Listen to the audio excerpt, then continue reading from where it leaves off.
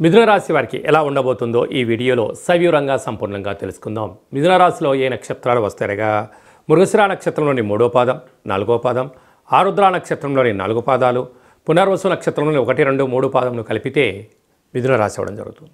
చాలామందికి పుట్టినటువంటి కాల సమయంలో డేటా ఆఫ్ బర్త్లు లేనటువంటి ఏకైక కారణం వలన పేరు యొక్క మొదటి అక్షరాన్ని అనుసరిస్తూ ఆ రాశిని తెలుసుకునే ప్రయత్నం చేద్దాం.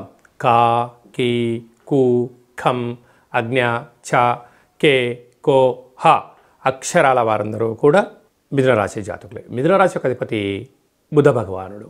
రాశిలోనే కుజుడు సంచారం చేయడం వలన, కుజదోష ప్రభావం కారణం వలన వీలైనంత వరకు ఆవేశానికి దూరంగా ఉండండి, ఆలోచనగా ఉండండి. దూరావాయు జల ప్రయాణాల్లో తొందరపాటు నిర్ణయాలు తగవు. మీ జన్మ నక్షత్రం రోజున పూర్ణిమ, అమావాస్య తిథుల యందున కొత్త కార్యక్రమాలు ప్రారంభించకపోవడం ఉత్తమోత్తంగా భావించగలగాలి.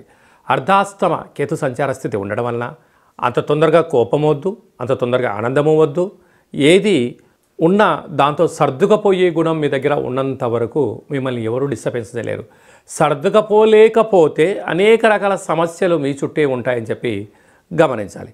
అదే కాకుండా భాగ్యస్థానంలో 30 ఏళ్ల తర్వాత శని భగవానుడి చేత రవి సంచారము చేయడం జరుగుతుంది. కనుక భార్యాభర్తల మధ్య విభేదాల కన్నా ప్రేమానురాగాలుగా ఉండే ప్రయత్నం చేయండి. ఏదైనా పరస్పరమైనటువంటి విభేదాలు అనిపించినప్పుడు ఒకరు మౌనంగా ఉండండి. ఎదుటి వ్యక్తులు కాసేపు వాగుతారు, కాసేపు గట్టిగా కొట్లాడతారు, 2 గంటల తర్వాత చల్లగా అయిపోతారు. అదే మీరు ఒక మాట అన్నారని నేను ఒక మాట అన్నాను మీరు ఒక మాట అనుకుంటున్నట్లయితే అది చిలిగి పెద్దగా మారిపోయి ఈ యొక్కది ఆరోగ్యం పైన భార్యాభర్తల మధ్య ఎడబాటు వచ్చే అవకాశాలు చాలా అధికంగా ఉన్నాయి. తస్మాత్ జాగ్రత్త. అదే కాకుండా రాజ్యస్థానంలో త్రిగ్రహ కూటమి బుధుడు, రాహు, శుక్ర సంచార స్థితి ఉండడం వలన ఉద్యోగము, ప్రమోషము, విదేశాలకు వెళ్ళాలి అనుకునే వారికి కూడా చాలా మంచి కాలం ఉంది. కాకపోతే ఆ ఉద్యోగము దాని యొక్క స్థితిగతులను క్షుణ్ణంగా తెలుసుకునే ప్రయత్నం చేయండి. లేకపోతే అనేక రకాల ఇబ్బందులకు మీరే గురవుతారు.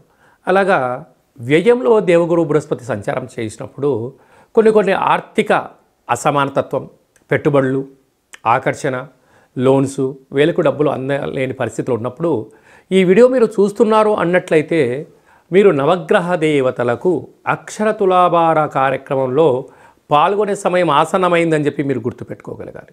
ఇన్ని వేల వీడియోల్లో ఈ వీడియో మీ దగ్గరికి చేరింది అంటేనే భగవంతుడు మీ ద్వారా చూపించి కలియుగ కాలంలో నామ ఇతి మంత్రియత నామాన్ని స్మరింపచేయడం, అక్షర తులాభారంలో పాల్గొనడం వలన మిథున రాశి వారికి గ్రహదోషం తొలగి గ్రహయోగం కలుగుతుందని చెప్పి గమనించాలి. అందుకే స్మరిద్దాం, ధ్యానిద్దాం, కష్టాలకు స్వస్తి పలుకుదాం, కొత్త ఐశ్వర్యానికి కొత్త సంవత్సరం స్వాగతం పలుకుదామని చెప్పి గమనించాలి.